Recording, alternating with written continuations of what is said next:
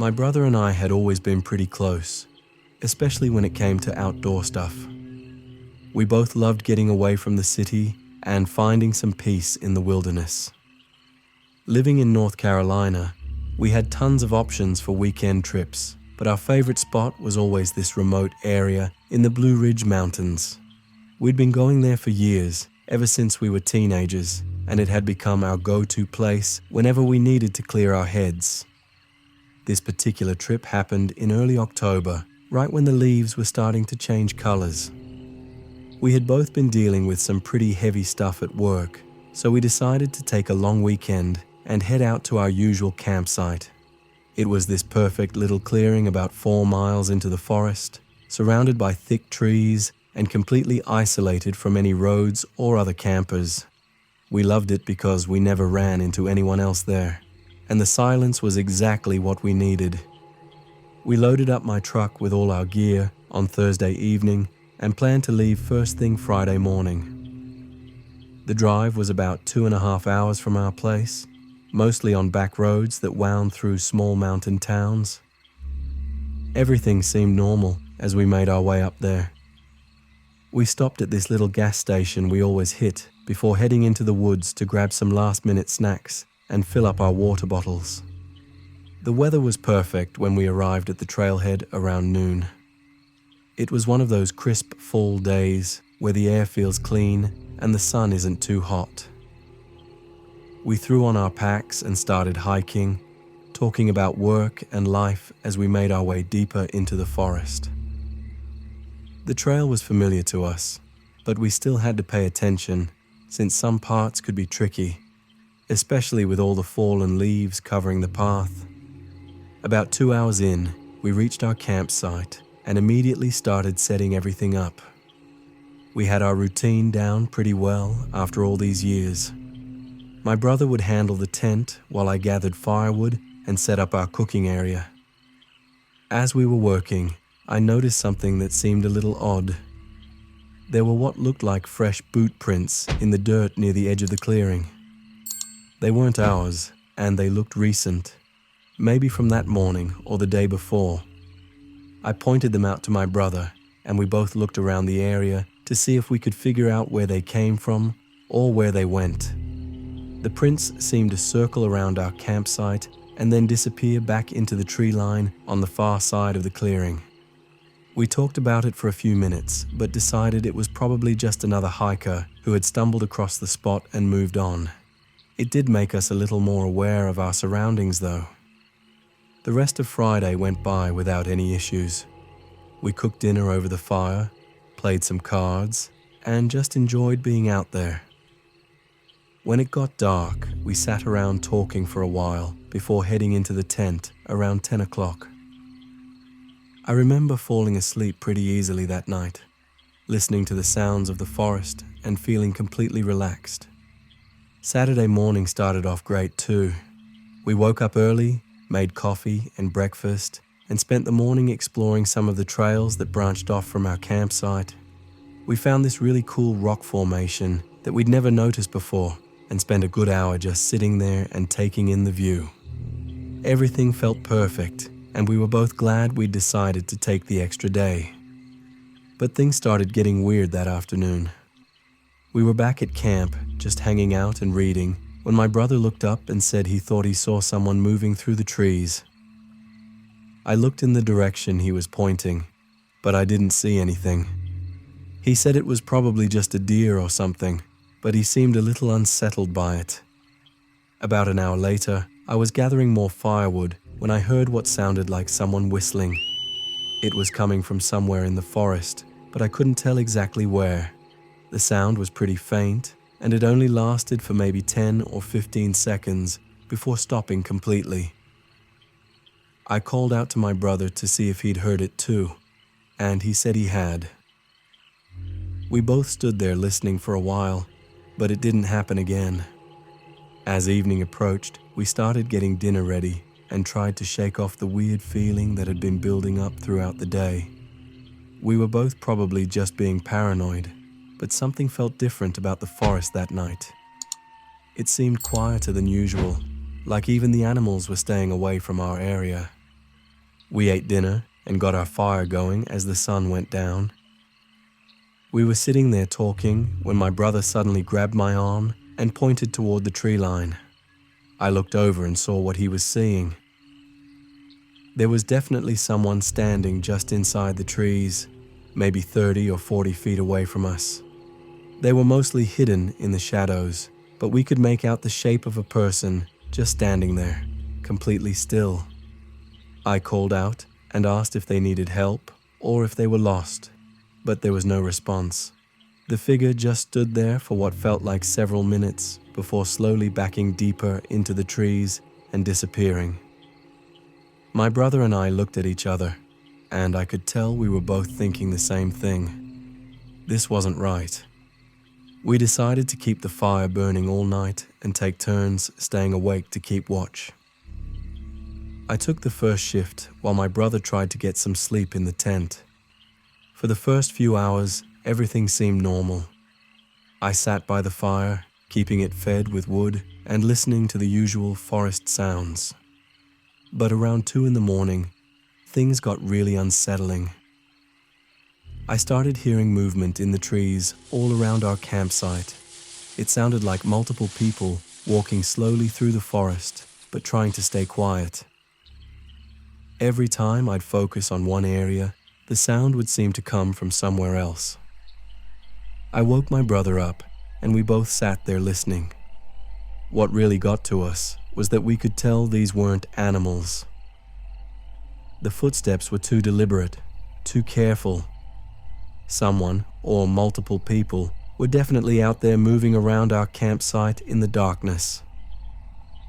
We could occasionally catch glimpses of shadows moving between the trees, but never clearly enough to see who or what we were dealing with.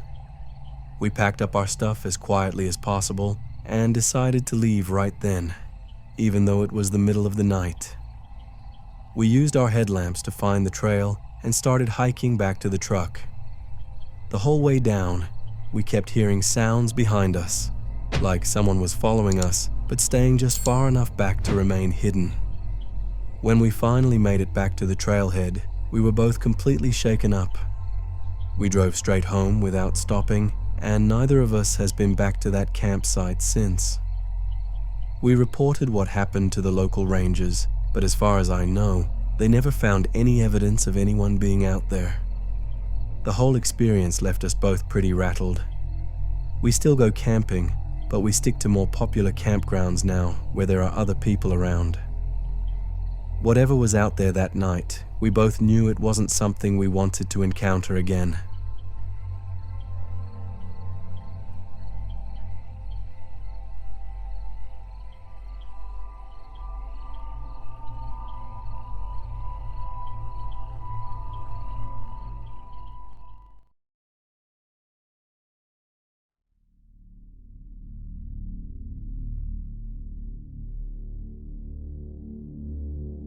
I've always been the type of person who prefers doing things alone.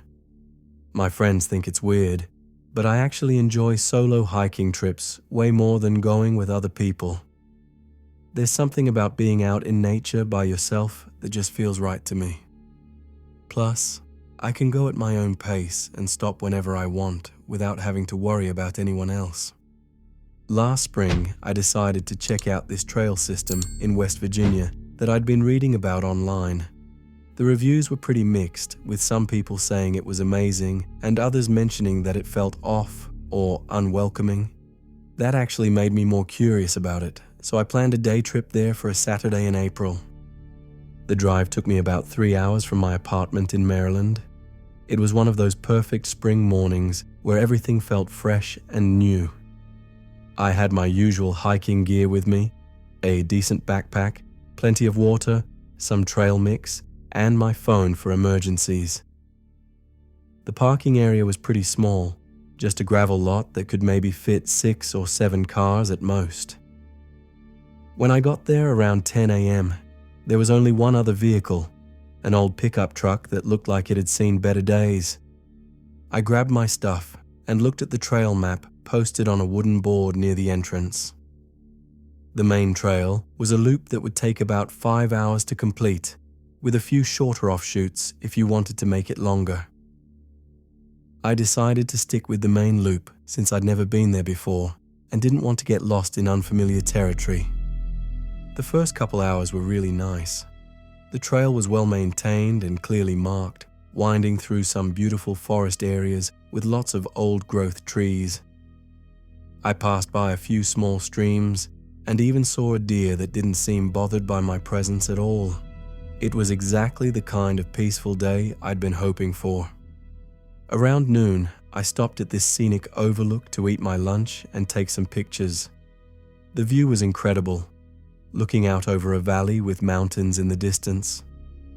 I was sitting on a large rock, enjoying my sandwich when I heard someone coming up the trail behind me. I turned around and saw a woman, probably in her 50s, walking toward the overlook. She had on hiking boots and a backpack, so she clearly belonged there, but something about her seemed a little strange. She walked right up to where I was sitting and said hello with this really big smile. I said hi back and moved over to make room for her on the rock. She sat down and immediately started asking me questions about where I was from, what I did for work, whether I was married, that kind of stuff. Normally I don't mind friendly conversation on the trail, but her questions felt really personal and she was asking them rapid fire without giving me much time to respond. After maybe 10 minutes of this, she reached into her backpack and pulled out what looked like a small wooden carving. It was maybe 3 inches tall and shaped like some kind of animal, though I couldn't tell exactly what it was supposed to be. She held it out to me and said she'd made it herself and wanted me to have it as a gift. I told her that was really nice, but I couldn't accept it since we'd just met and all. But she insisted, saying she felt like we had a connection and that I was meant to have it. I honestly didn't know what to say. The whole situation felt weird, but she seemed harmless enough and I didn't want to be rude. So I took the carving and thanked her. She got this really satisfied look on her face and said she knew I'd take good care of it. Then she got up and continued down the trail in the same direction I'd been heading. I sat there for a few more minutes, looking at this wooden thing she'd given me.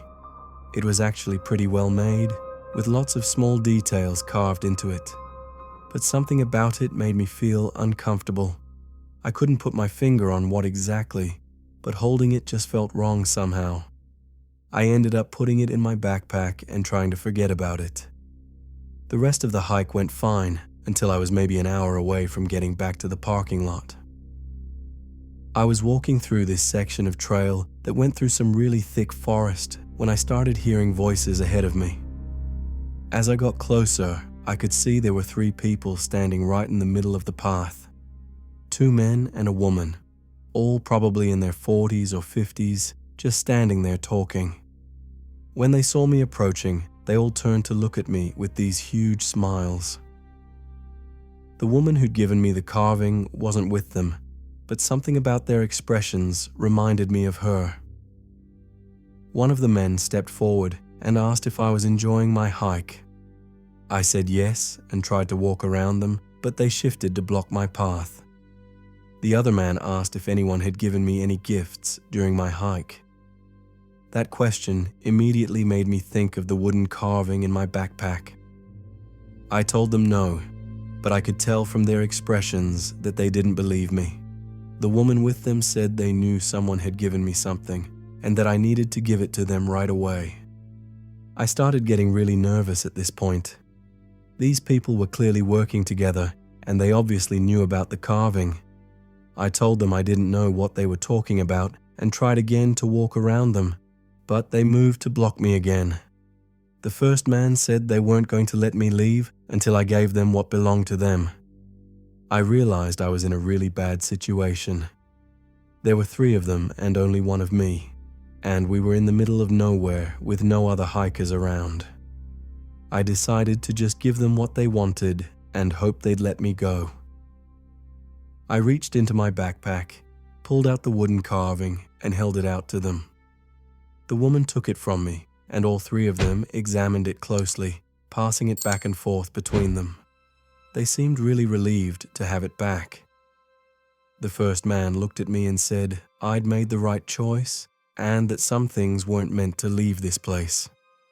Then they all stepped off the trail and disappeared into the thick forest. I stood there for a minute, trying to process what had just happened. Then I started walking as fast as I could toward the parking lot. The whole way back, I kept looking over my shoulder to make sure no one was following me. When I finally made it back to my car, I was so relieved I almost started crying. I got in and locked the doors immediately. As I was starting the engine, I looked back at the trail entrance and saw the woman who'd originally given me the carving standing at the edge of the trees. She was just watching me with that same big smile. I drove out of there as quickly as I could without looking back. On the drive home, I kept thinking about what the man had said about some things not being meant to leave that place. It made me wonder what would have happened if I'd refused to give the carving back, or if I'd tried to take it home with me. I also couldn't stop thinking about how the whole thing seemed planned out, like they'd done this before with other hikers. When I got home, I did some research online about that trail system. I found several posts on hiking forums from people describing similar experiences with locals who would give them gifts and then demand them back. A few people mentioned feeling like they were being watched or followed during their hikes there. One person even said they'd kept a carving they were given and had some really bad luck afterward, though they weren't specific about what happened. I never went back to that trail, and I haven't told many people about what happened. Most of my friends would probably think I was making it up or exaggerating, but I know what I experienced, and I'm just glad I was smart enough to give that thing back to them. I still go on solo hikes, but now I'm a lot more careful about where I go and who I interact with on the trail. You never know what kind of strange situations you might find yourself in out there.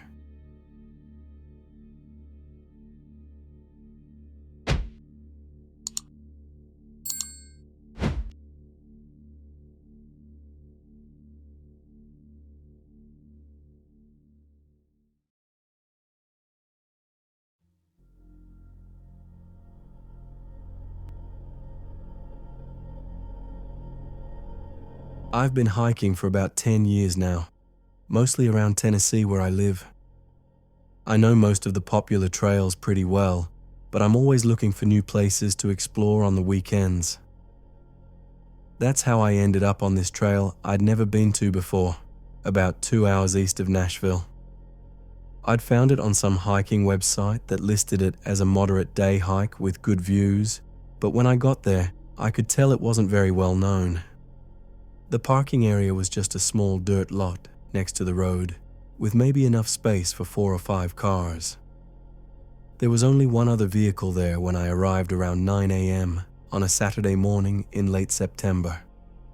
It was an older sedan that looked pretty beat up, which seemed weird since most people who come out to these places usually drive trucks or SUVs. I grabbed my day pack and started down the trail. The first part was pretty easy, just a gradual uphill through some nice forest. The trees were just starting to change colors, and it was one of those perfect fall days where the air feels crisp but the sun keeps you warm. I was feeling good about my decision to check out this new place. About an hour in, I came to what looked like a fork in the trail. There wasn't any signage or markers, which seemed strange, but one path looked more worn than the other, so I figured that was probably the main trail. I took the more obvious route and kept going. The trail got steeper at this point, and I had to do some scrambling over rocks, but the views were starting to get really good. After another hour or so, I stopped to take a break and have some water. That's when I realized I hadn't seen any trail markers for a while.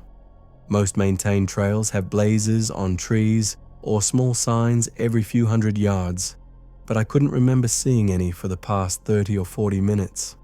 I started to wonder if maybe I'd taken a wrong turn somewhere. I decided to keep going for a little bit longer to see if I could find any markers or signs. But as I continued, the trail seemed to be getting less and less defined. What had started as a clear path was now just faint impressions in the dirt and leaves. I was starting to think I'd definitely made a mistake at that fork.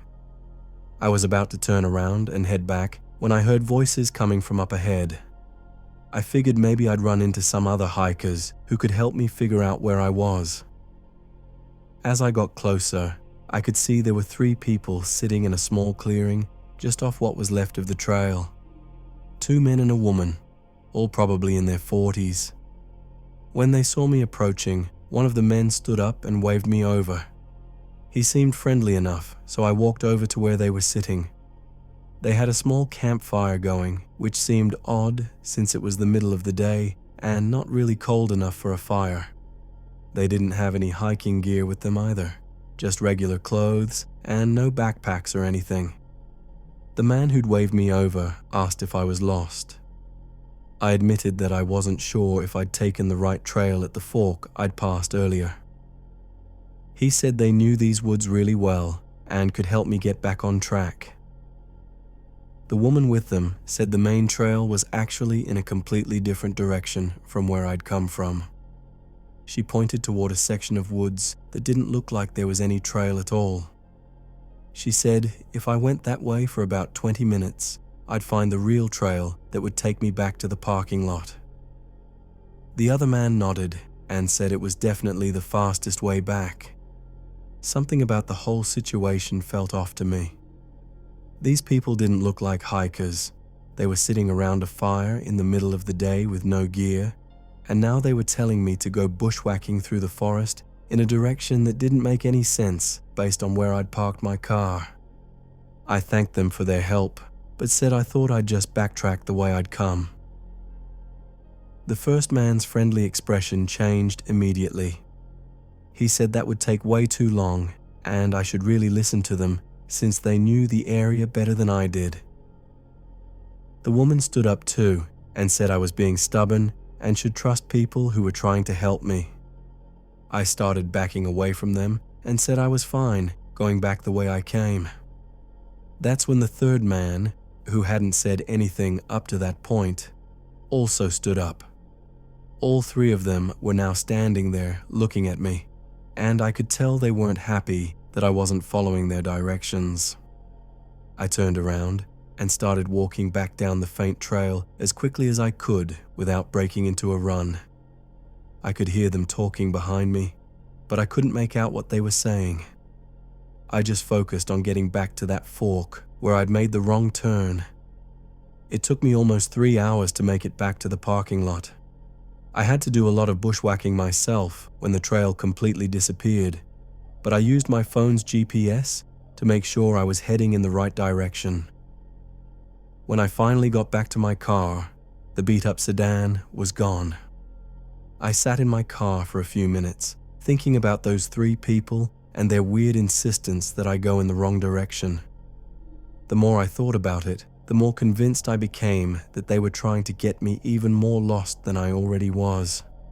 I have no idea what they were really doing out there, or what would have happened if I'd followed their directions, but I'm glad I trusted my instincts and got out of there.